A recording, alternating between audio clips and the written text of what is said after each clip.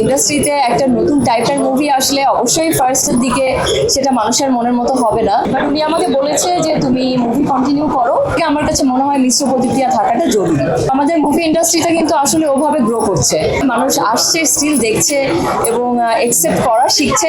মিশ্র প্রতিক্রিয়া দরকার, so that যেন মানুষ পরের কাজগুলি আরো বেটার ভার্সনে ডেলিভারি দিতে পারে। ভালো মুভি হলে কিন্তু মানুষ দেখে, ভালো স্টোরি হলে সিনেমা হলে গিয়ে মানুষ দেখে। মানুষ মিশ্র প্রতিক্রিয়া দিচ্ছে, বাট হলে তো গিয়ে দেখছি হাউসফুল যেহেতু দেখছি, তার মানে মিশ্র প্রতিক্রিয়া অত বেশি এফেক্ট করছে না। বাট আমি নিজের এক্সপিরিয়েন্স থেকে যদি বলি, আমার মুভি বিধায় বলবো না, আমার কাছে কিন্তু মুভি খুব ভালো লেগেছে এবং অনেক দর্শক আমাকে বলেছে যে খুব ভালো লেগেছে।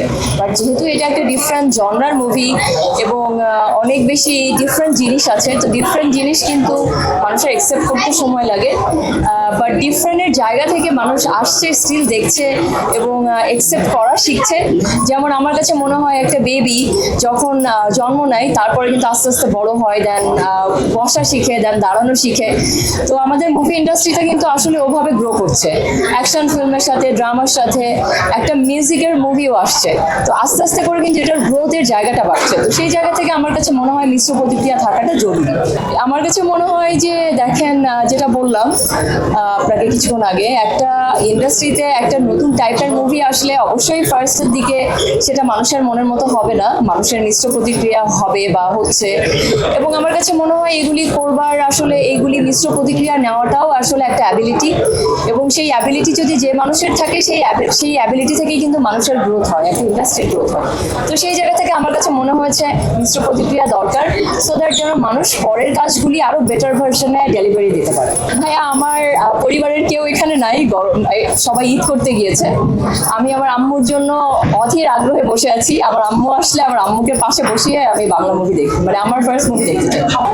আমার আম্মু আমার থেকে বেশি এক্সাইটেড থাকে। অনেক ভিডিও আছে আমার আম্মু আমাকে পাঠায় যে তোমাকে খুব সুন্দর লাগছে, এভাবে শাড়ি পরেই যাবা, এরকম কালো টিপ পরবা, লাল টিপ পরবা। আম্মু আমাকে বলে যে তোমাকে শাড়িটা আরো বেশি সুন্দর লাগে। তো আমি কিন্তু কিছুটা আম্মুর কথা শুনেই শাড়ি পরে আসি। তো সেই জায়গা থেকে অবশ্যই আমার ফ্যামিলির অনেক সাপোর্ট আছে এবং আমার আম্মু এবং ভাই বোনেরা আসলে ওদেরকে নিয়ে আমার মুভি দেখবার ইচ্ছা আছে। সাকিব ভাইয়ের থেকে এখনো ও ধরনের কোনো অ্যাপ্রোচ আমরা পাইনি, যেহেতু ওনার মুভি বের হয়েছে এবং আমরা সবাই এইটার প্রমোশন নিয়ে ব্যস্ত। বাট দেখা যাক কি হয়, সেটা পরের নিউজে আসবে। বাট এতটুকু বলতে পারি, সাকিব ভাই আমাদের মাঝে আসবে এবং মুভি দেখতে আসবে। আপনারা খুব শীঘ্রই ওনাকে পাবেন। ওনার সাথে আমার খুব প্রফেশনাল সম্পর্ক এবং কাজের জায়গাটাতে ওনার সাথে আমার কাজ নিয়ে ছাড়া কোনো কিছু নিয়ে কথা হয়নি, কোনো কিছু নিয়ে না।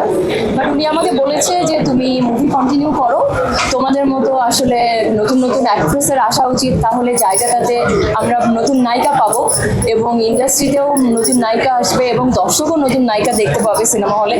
এবং সেটা আমার জন্য অনেক ইন্সপায়ারিং লেগেছে যে এত সিনিয়র একজন আর্টিস্ট এবং এত বড় একটা জায়গা বিলং করে, এবং সেই জায়গা থেকে আমাকে বলেছে, এটা আমার কাছে ভীষণ ইন্সপায়ারিং লেগেছে। এবং আমি অবশ্যই ওনার কথা শুনবো এবং মানুষের কথা শুনবো এবং দর্শকের কথা শুনবো এবং আমি ভালো ভালো মুভি দেওয়ার চেষ্টা করবো। না, আমি এটা একদমই করবো না যে বাংলা মুভি নিয়ে আসলে দর্শকের নাক সিটকানি ছিল যদি খারাপ মুভি হতো। তখন ভালো মুভি হলে কিন্তু মানুষ দেখে, ভালো স্টোরি হলে সিনেমা হলে গিয়ে মানুষ দেখে। আসলে বাংলা মুভি নিয়ে না, খারাপ মুভি নিয়ে দর্শকের নাক সিটকানি ছিল, ভালো মুভি নিয়ে না। কিছুটা মেবি কিছুটা না। আমি সাকিব ভাইয়ের সঙ্গে আগেও একটা অডিশন দিয়েছিলাম আর একটা কাজে, এটার ইমিডিয়েট আগে। তো তখন এবং আমার কেন জানি মুভির 2টা অফার এসেছে, ইন্ডাস্ট্রি থেকে 2টা অফারই ওনার সাথে এসেছে। আমি জানি না কেন, বাট 2টাই। যারা রকস্টার দেখেননি এবং যারা আসলে বাংলা মুভি পছন্দ করেন এবং যারা আমাকে পছন্দ করেন, প্লিজ সবাই সিনেমা হলে আসবেন, সিনেমা হলে রকস্টার দেখবেন এবং আমাদেরকে জানাবেন আমি কেমন অভিনয় করেছি এবং মুভি হিসাবে রকস্টার কেমন লেগেছে।